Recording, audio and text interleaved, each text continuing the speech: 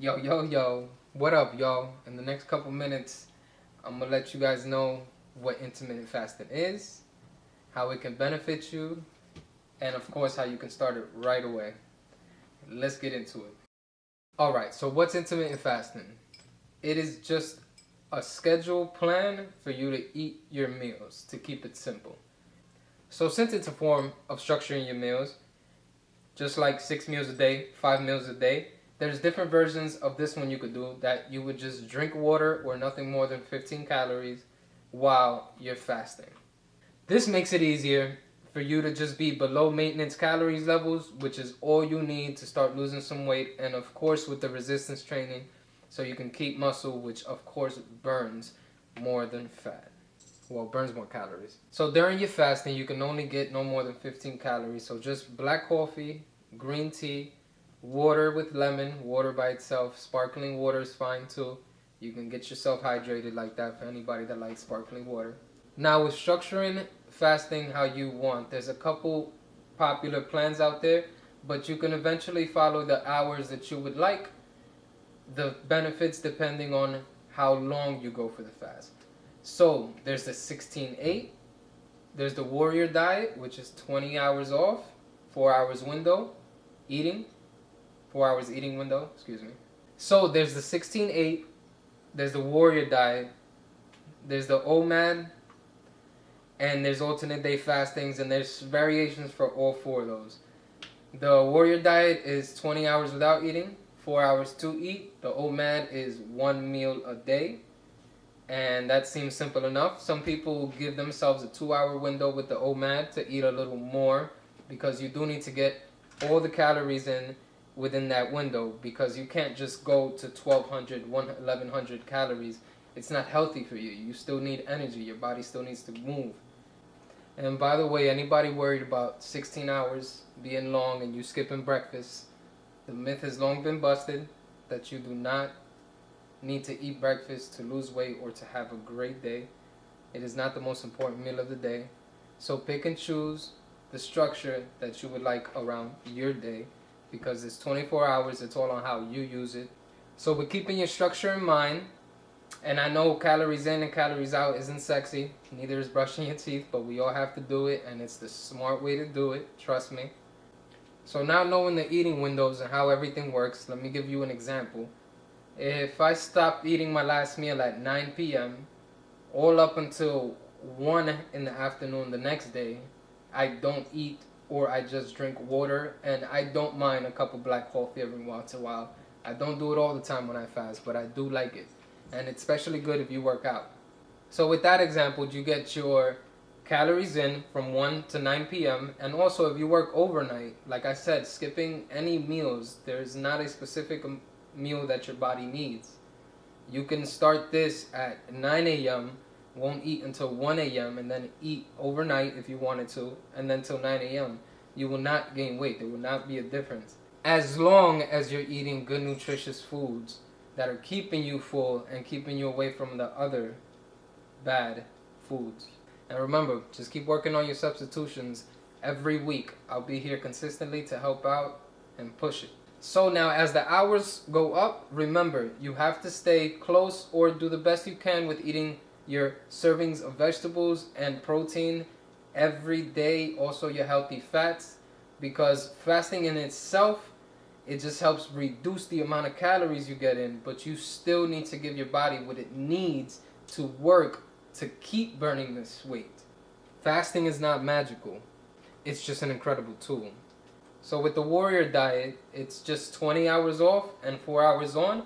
Now remember, you can structure this around whatever time of the day you want. It's just the eating windows have gotten lower.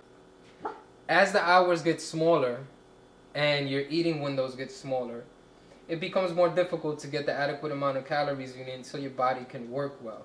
So as you progress into the warrior diet and the 1 meal a day diet, just keep in mind you still need your calories so you can work and keep your body going.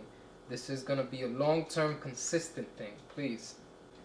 I mentioned the OMAD and the warrior diet together because their eating windows are very similar or close in hours. Now the alternate day fasting, You would eat one day, and then you wouldn't eat another day until the next day came. Usually until the hour that you ate the last day. And then you would eat. Now usually it's hard to overconsume because you can't eat, calories for 2 days in one. But people can do that. It is possible with a lot of the delicious foods that we love out here. They're very calorie dense, but they don't fill us up. So you can do it. So take care and start substituting, and make sure this turns into working your nutrition plan to love your food so you can keep the weight coming off and keep it off. Alright, so moving straight on to number 2. Once I broke down what it is, let's find out what it can do to you and what happens to your body when you're fasting. So contrary to popular belief, this will not harm your body. This is actually a good break for your body to consume and break down everything we ate before, bring our insulins back down to base level, and of course keep us in the best state we can to burn fat, which is exactly what we want. Burn fat and keep muscle, which is what intermittent fasting does. So now during intermittent fasting, it is a good stress on your body. So after 12 hours, your insulin levels will drop back down to base level.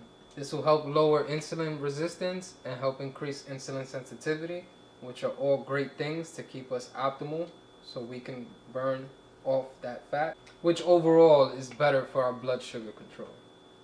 And different hormones spike during your fast, like adrenaline, human growth hormone, which is great for metabolism, for keeping our muscle on our body. So intermittent fasting is not just a helper, it's an amplifier for weight loss. So it's definitely worth giving it a try. Also, for certain fasts over 16, 24 plus hours, there is much greater autophagy boost, which is just your cells form of repairing damaged old cells. It's like recycling, they get rid of them, new ones. Also, a lot of people get fatigued during 2-3 p.m. of the day after lunch, and that's usually our bodies just breaking down everything we've eaten. So I would say mental clarity, fatigue is gone. So those are other benefits I would put in for fasting as well. And as long as you're not going over a 72-hour, very long extended fast, then it shouldn't be harmful or detrimental.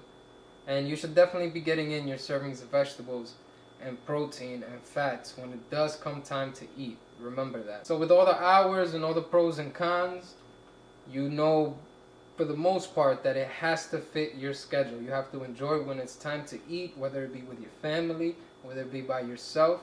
It doesn't matter. I like to do both sometimes. But just make sure you get it in and you set your times and you stick with your times. So of course, number 3 in how to start. Well, honestly, you can start right after your next meal because it's either you're in a fasted state or a non-fasted state. Now, what I want you to do when you're in the fasted state is something I already touched on before, and it's just make sure you just drink water with lemon or water, black coffee, sparkling water, or green tea. No sugar, no creamer. I know some people say a little bit, but hey, I just rather let the body do what it has to do. And the least amount of calories, the better, and it can use all the stores that we want it to use. Also, anybody feeling hungry and maybe they can just push through it, the black coffee does help for me. But just keep in mind that when we do get hungry most of the time, it's our bodies just throwing ghrelin out, the hormone, which just lets us know, because we've created patterns from the times we eat, what time it is to eat. That's what ghrelin does. And so if we overcome that, the spikes go down and your hunger levels, you'll notice, completely subside, and it's much easier to go through your fast until your next eating window. I've plenty of times forgotten my eating window and said, oh, it's time to eat. So you should try it, and just remember, it's a pattern that your body has built in already, and you can build in a new one with this structure. So come on, y'all, join the community. Start after your next meal. You can start with 12 hours, then 14, and then 16, and build yourself up. I'll do a video soon on long-term fasting past 24 hours, but I would just suggest you start with your next meal and see how that goes. Good luck. It worked great for me. Subscribe for more information on fitness, fasting, and nutrition, and I'll see you guys next week.